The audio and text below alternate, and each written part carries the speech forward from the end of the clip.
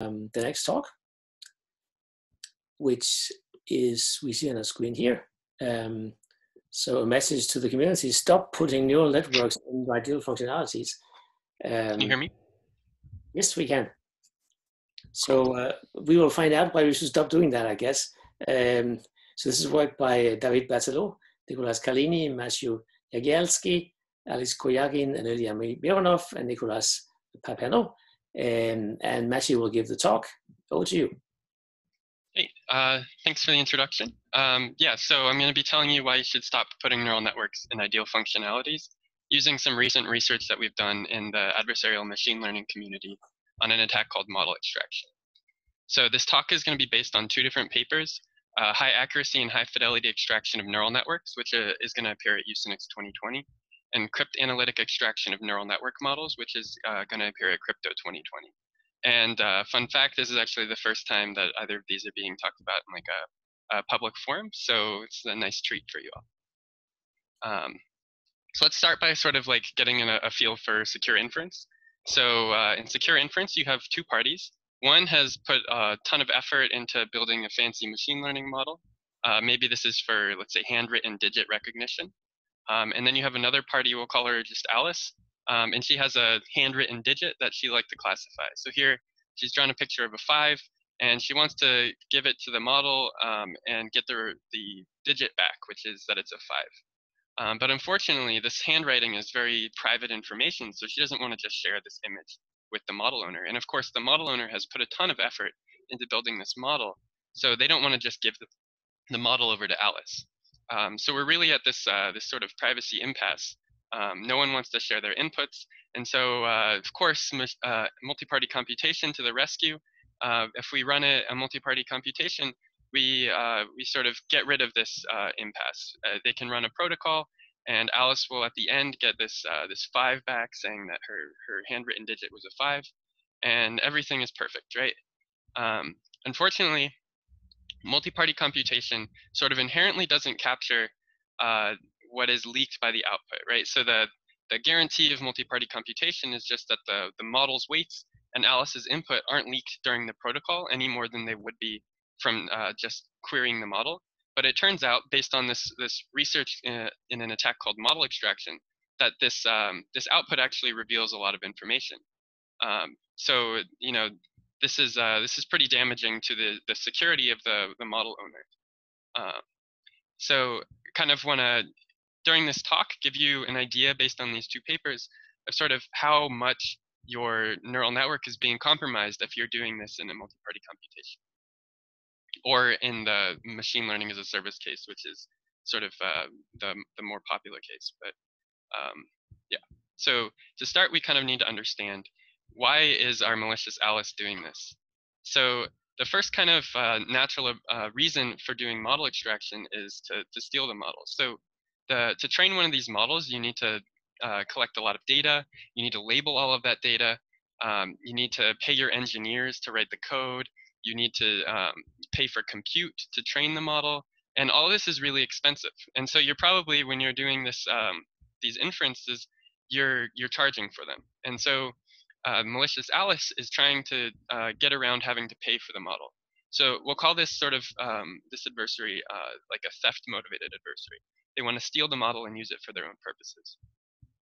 But the other one, which is maybe a little less intuitive, is that these models have a lot of security and privacy sort of properties. So you might try to misclassify an input, try to construct an input that will be misclassified by the specific model. Or you might try to reconstruct the weights of the neural network in order to recover the training data that was used to build the model. And so these kinds of attacks we call reconnaissance. So fundamentally, these are somewhat different. So the theft-motivated adversary cares more about the accuracy of the model that they steal, whereas this reconnaissance-motivated adversary really cares about the specific model that they're looking at. So they care about fidelity. They care about matching the sort of particularities of the given model. And in the limit, if you want perfect fidelity, we call this functional equivalence. You match the exact input-output relationship with the target model. And this isn't really the only sort of parameter of a model extraction attack.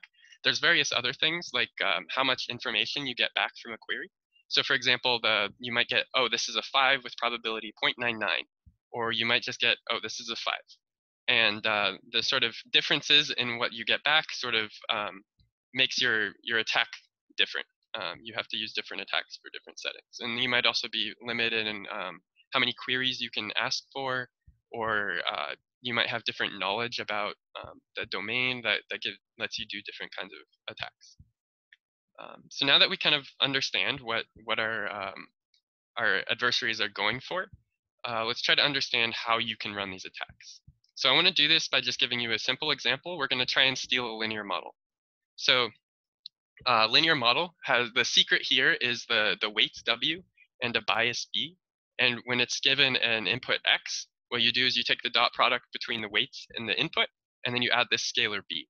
Okay, so this is about as simple as you can get. And kind of maybe the first thing that you would think to do if you're a machine learning person is, oh, okay, I'm just going to query this on like 100 inputs, and now I have 100 input-output pairs. And this is exactly what machine learning is designed to do. It's given input-output pairs, try to like uncover the relationship between the inputs and the outputs. So that's all well and good. Like you can do that, and you'll get a good model back if you query it on your 100 inputs. But there's also maybe something that's a little more subtle. So consider what happens when you query on just the all zero vector. So that dot product is going to be 0, and the output is just going to be the bias, right? You've recovered some like really concrete information about what the secret is. And if you query then on an input where the first weight is, or sorry, where the first coordinate is 1 and everything else is 0, then the output's going to be the first coordinate of the model plus the bias. You can subtract off the bias, you just learned it, and now you've recovered this other piece of information about the model directly. So you can do this for every coordinate, and you'll end up recovering the model in the dimension plus 1 coordinates, exactly. So these are basically 2 different kinds of techniques, like this learning-based approach, and this we call it like a cryptanalytic-based approach. So you're really trying to exploit the functional form of the model in order to recover the secret. And I mean, linear models are basically the simplest thing that we can think of. So what we're going to be interested in for the rest of the talk is how can we scale these types of techniques to more complicated models.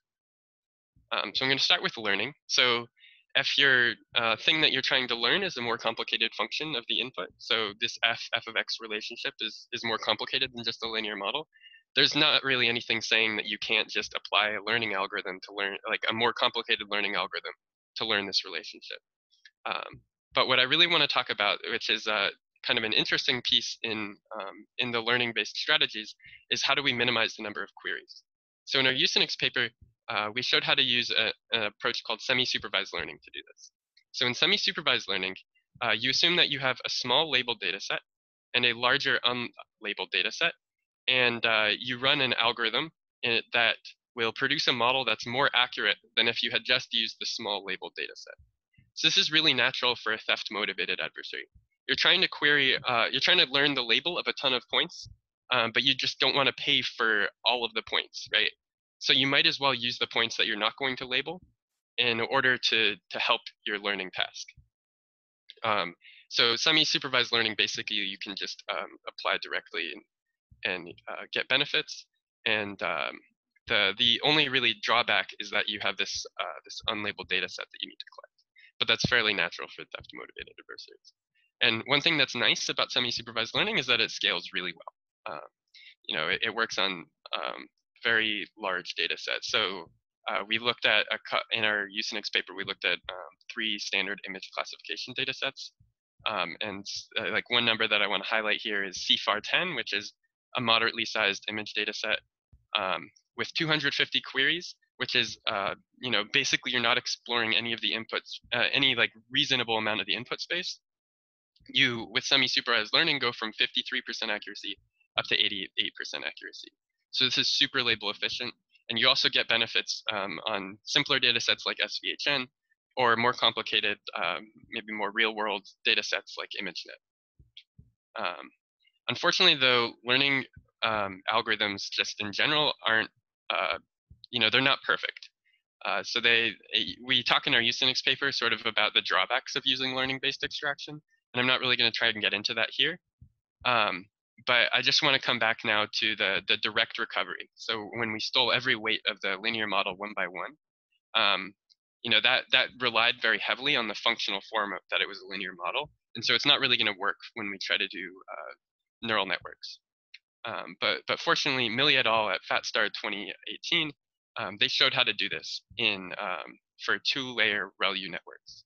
So ReLU is just this function that I've shown below, where if it's a negative input to the ReLU, you squash it up to 0, and if it's a positive input, then you just leave it be. So a 2-layer ReLU network is going to look like the following, and the Milli et al. Paper showed how to do this in theory, how you can extract these networks.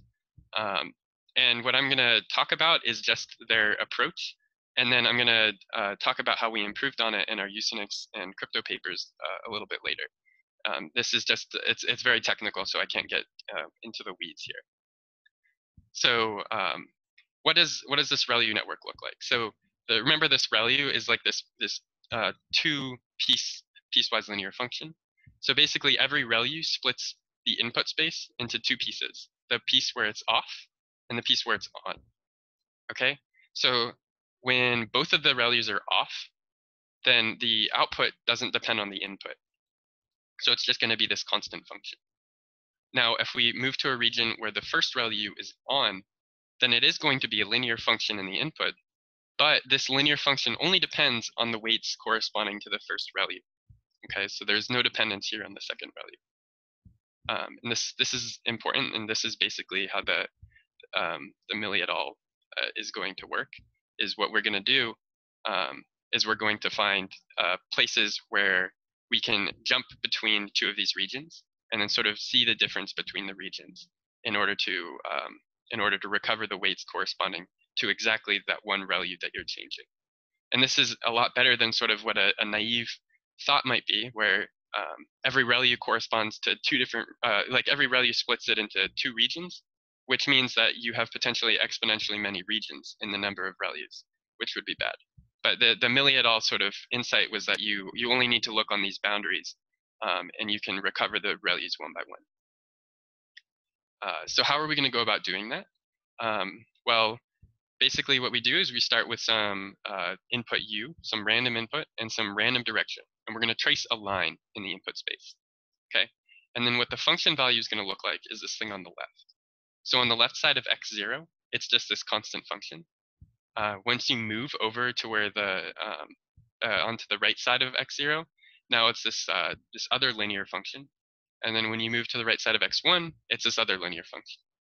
So right here, we're just trying to recover these boundary points, these x0 and x1. So you can just do binary search to do that. And now when we find a boundary point, we want to figure out what it tells us about the network. So let's zoom in on x1.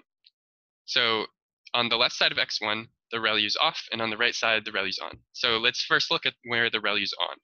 So what you need to consider here in order to learn some information is how much, let's say we sort of wiggle the first input to the ReLU network.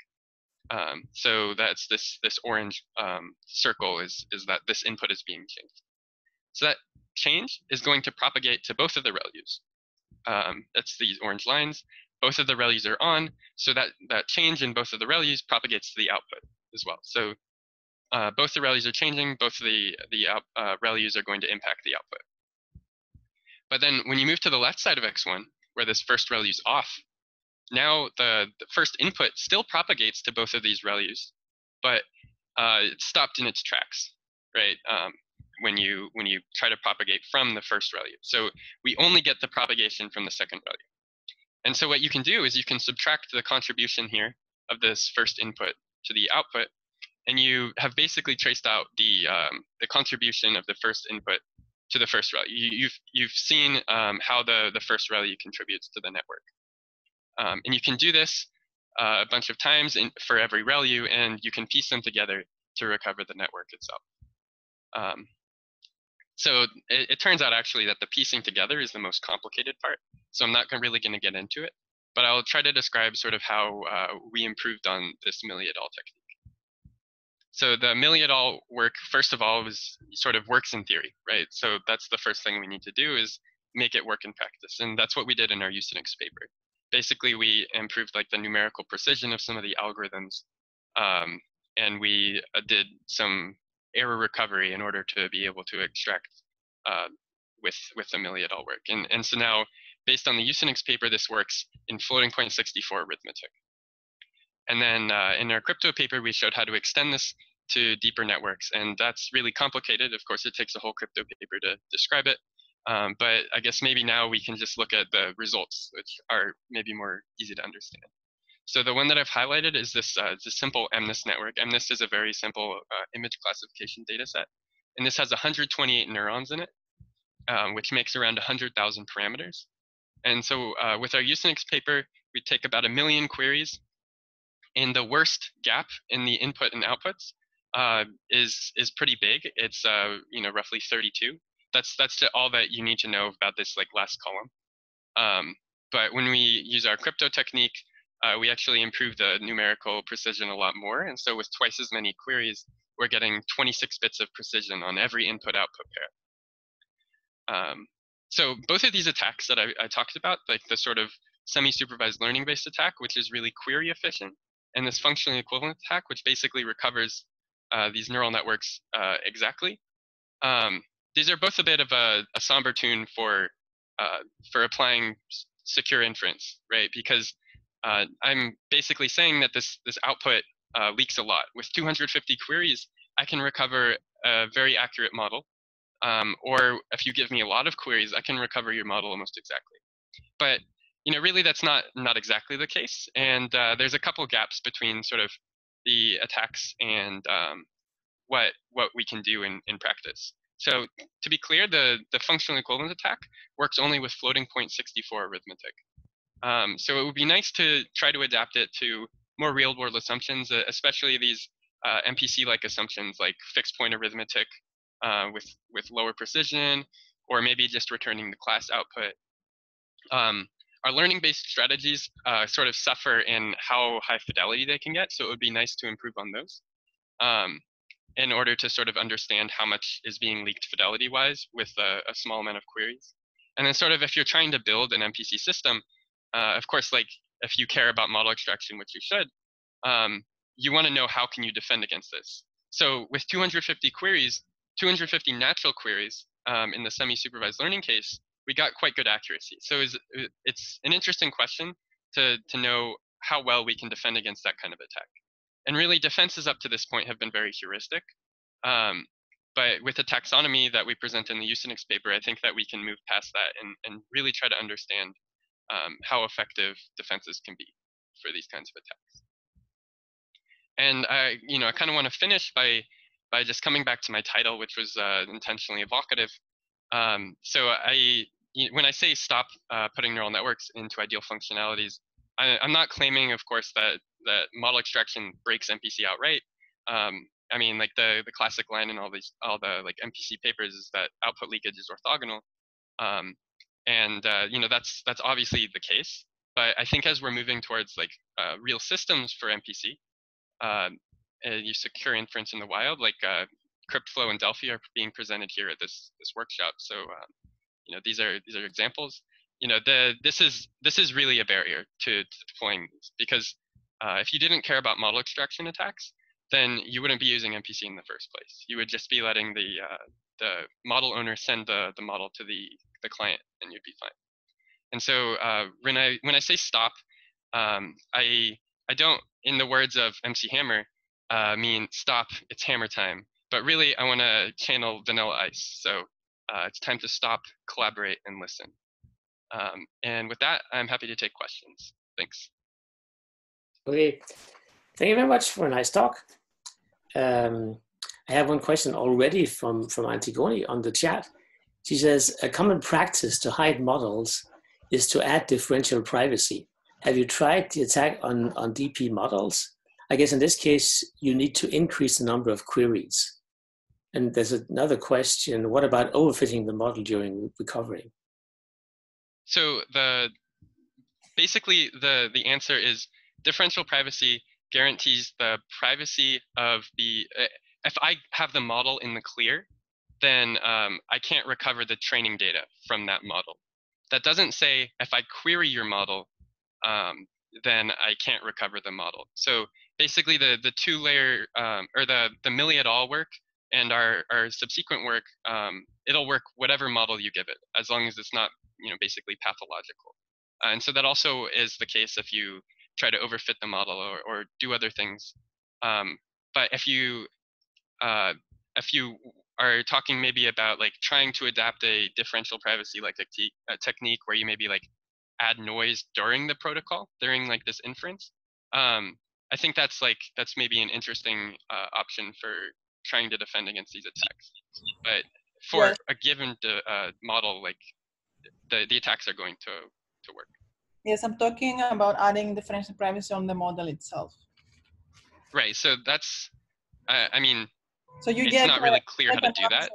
You get you get an answer which is differential private already. So the output of the model is differentially private. Right. I mean, so what you could do is randomized response or something like that. But that's already compromising the performance of the model. It's not really clear,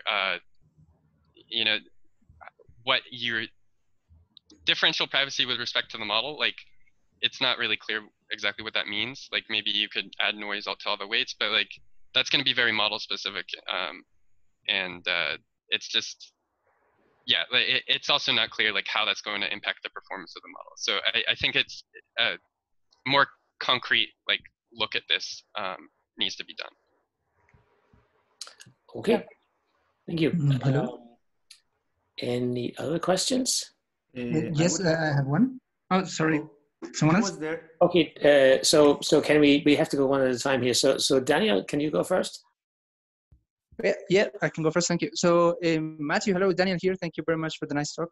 I just want to ask, maybe I missed something, but do your techniques also work for categorical prediction? Like if I want to say you have cancer or no, and the only thing that I output is a yes or no, nothing else.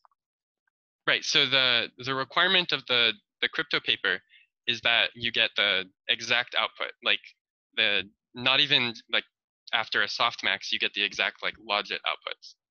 So if you just say cancer or not, that's not going to work. The semi-supervised attack and in general, like learning-based attacks are going to be pretty robust to just getting like the label as an output, because that's what you get in machine learning.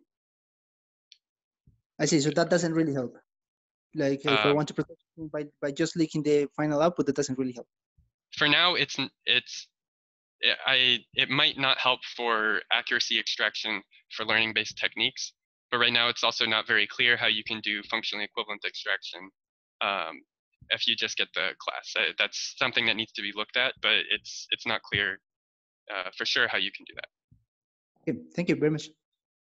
Okay, right. Then we had another question, I believe. Yeah, I would have one. So yeah, Matthew, thanks for the great talk and really great research results. That's really good.